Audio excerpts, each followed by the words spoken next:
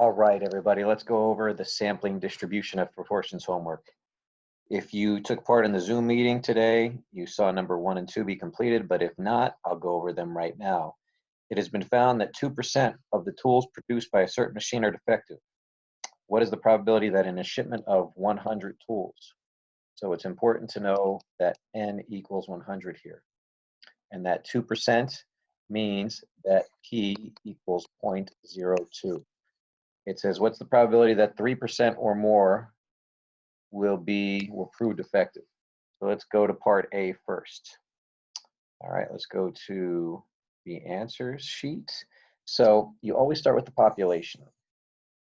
And population states that P, population proportion, is 0.02. The sampling distribution, where N equals 100. Mu sub P hat, that's the mean of the sampling distribution, is also, and I'm going to write this, 0.02. It also is 2%, but write it as a fraction over the sample size. So that's 2 over 100.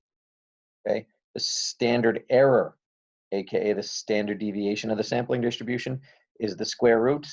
I'll write it one last time up here. It's in your notes. The square root of P times Q over N. And that's what I did right here. 0.02 times 0.98 divided by the sample size of 100, and you get 0.014. That's the standard error. The two things that I circled there, the 2 over 100 and the 0.014, that's all I need to draw my normal curve. So I draw a normal curve, I put 2 over 100 right in the center. But then it says, what's the probability that 3% or more would be defective? 3% is actually right here, 3 over 100. But what you have to do is you need to draw a rectangle around 3%. And 3% or more includes the number 3. So you need to start 0.5 units to the left of 3 at 2.5 over 100. That is the 0.5 adjustment that you need to do anytime you answer a proportion question. Why when you answer a proportion question? Because proportions have populations that are binomial. So these are binomial questions about proportions answered with a normal curve. Whenever you answer a binomial question with a normal curve, you have to do a 0.5 adjustment. Just remember that. Proportions, 0.5 adjustment. Proportions, 0.5 adjustment. So turn 2.5 over 100 into a z-score. So you do 2.5 over 100 minus 2 over 100 divided by 0.014 gives you a z-score of 0.36. And if you look up 0.36 on your z-table, let me make it smaller. There we go. Go down to 0.3, go across to 0.06, and you get 0.1406. And so, going back to the homework, this right here is 0.1406, 0.5 minus 0.1406, and it gives you this answer right there. That's part A. Part B says 2% or less will be defective. Oops, I want to drag that. 2% or less. Let's just go with this picture. It's the same picture. Now 2% is what I'm going to have to do a 0.5 adjustment around. But 2% or less means everything to the left of 2 and including 2. So if I do horizontal shading, it is just the complement of part A. So I want you to take a look at 1A and 1B. Look at the answers. If you add them together, they add up to 100%. Because 1A begins at 2.5 over 100 and shades to the right. Part B begins at 2.5 over 100 and shades to the left. Same deal. And so, yeah, there's the picture for 1B right there, just in case you need to see it. Number 2, again, pause the video at any time. Let me scroll down so my eyes don't get deceived like they did during the Zoom video. The election returns showed that a certain candidate received 46% of the votes. Determine the probability that a poll of 200 and 1,000. So these are two different values of lowercase n. Selected at random of the voting population would show a majority. What does a majority mean? A majority means, and we went over this on the Zoom class, greater than 50%. Notice that greater than 50% does not include 50%. That's what a majority means. So I'm going to start to go a little more quickly here. The mean of the sampling distribution is still 46. Oh, I should just point out right here. It says that 46% of the population was in favor of this candidate. That's P. So 0.46. Let's go back. So mu sub p hat will also be 0.46. But remember, for part A, your sample size was 200. So did I write it here? No, I didn't. So 0.46, 46% of 200 people is 92. So I changed it to 92 over 200 people. The standard error is 0.46 times 0.64 over 200, which gives me 0.035. Then I went to my Z table. Oh, actually, first I went and drew a normal curve. I put 92 over 200 right in the middle. But a majority would be just over 100 out of 200 people. I need to create a rectangle around that. I don't want to include 100 because that would be exactly half. So I start at 100.5. There's my 0.5 adjustment over 200. So then I create my Z-score, 100.5 over 200 minus 92 over 200 divided by 0.035. That gives me a Z-score of 1.21. And a Z-score of 1.21, there's 1.2, 0.01. 1.21 gives me a Z-score of 0.3869. I'll make this just a little larger so you could see. There we go. 0.3869. So I go back to my homework right here. This area right here is 0.3869. If I subtract from 0.5, I get my answer of 0.1131. For part B, sample size was 1,000.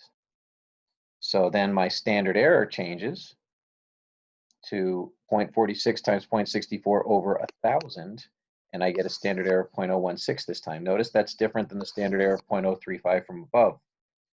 Now I put 460 over 1,000 as my mean. That's 46% of 1,000. 500 over 1,000 would be exactly half. But notice I didn't want to include exactly half. I want to use 500.5 over 1,000. That's just more than half. That's a majority. I plug that in to my Z-score formula. I get a Z-score of 2.53. I get an area, and I subtract from 0.5 and get 0.0057. Hopefully this is starting to kick in as we go through. Number 3, all right, this is new for everybody. We did not cover this in class, or I mean in the Zoom meeting. Find the probability that of the next 400 children born, so 400 equals n, less than 45% will be boys, between 42 and 52% will be boys, and 54% or more will be boys. I'm sorry, B was girls, but it really doesn't matter. Probability of being a boy or a girl is 0.5. That's my P. That's my population proportion. All right, so out of 400 children, notice my mean for parts A, B, and C, 200 over 400. That's exactly half. So my standard error for A, B, and C will be 0.5, the square root of 0.5 times 0.5 over 400. And that gives me 0.025. So then I need to figure out less than 45%. 45% of 400 children is 180. It said less than 45, so I do not want to include 180. So since it's less than, I start at 179.5 over 400. Divided by, or minus 200 over 400 divided by 0.025 gives me a Z-score of negative 2.05. I subtract the area from 0.5 and I get 0.0202. I am glossing over that. I hope you understand how that works. Between 48 and 52%, notice what word it does not say. It does not say inclusive. So 48% is 192 children, 52% is 208, but I don't want to include 192 and I don't want to include 208. So I only go from 192.5 up to 207.5, including neither of the numbers. Get Z-scores of plus or minus 0.75. I add the two areas and get 0.5468. Here we go, part C. It says, what does it say again? 54% or more. So 54% is included this time. So 54% of 400 children is 216. I want to include 216, so I start at 215.5 and I shade to the right. See that right there in the picture? Okay, get a z-score of 1.55, get an area, and subtract that from 0.5 and get 0.0606. That's my answer there. All right, one last question, and this is an important one. All right, so let's read it and go through. Each person in a group of 1,000 tosses a fair coin 400 times. It doesn't ask for a probability this time. It says how many people should be expected to report between 40 and 60% heads inclusive. All right, so between 40 and 60%. And so what's N here? Is N 1,000 or is N 400? They're tossing it 400 times, so N equals 400. That's important to note. So where does the 1,000 come in? All right, so we'll get to that in just a second. All right, so between 40 and 60%. So N is 400 again, so 40% is 160. 60% is 240, and I want to include both of those. So I'm starting at 159.5, and I'm going all the way up to 240.5. That gives me a z-score of plus or minus 4.05. Why did I gloss over the mean and the standard error? Because they're the same mean and standard error as number 3. Sample size was 400 people, and P was 0.5, the same as number 4. So same mean, same standard error. So let's move along then, shall we? 4.05 is off the z-table. So what do we use? We use 0.4999, and we use 0.4999, correct? Off the z-table, add them together and get 0.9998. If I was asking you for the probability, that would be the answer. But because they said how many out of 1,000 people, I take that probability and multiply by the 1,000 at the very end. And I get 999.8 people. Ugh. People. That's nearly all 1,000 people. Last one, because I'm running out of time here. 3/8 or more. That includes 3/8. What is 3/8 of 400 people? It's 150.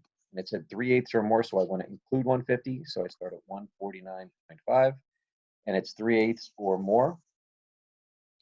That gives me a z-score of negative 5.05, way off the charts. So this is 0.4999 right here. And I'm shading to the right infinitely. So this is just 0.5 right here. So I actually get 0.9999. Again, it's out of 1,000 people, so I multiply by 1,000 at the end, and I get 999.9 people. I hope this helped. Ask questions if you have it.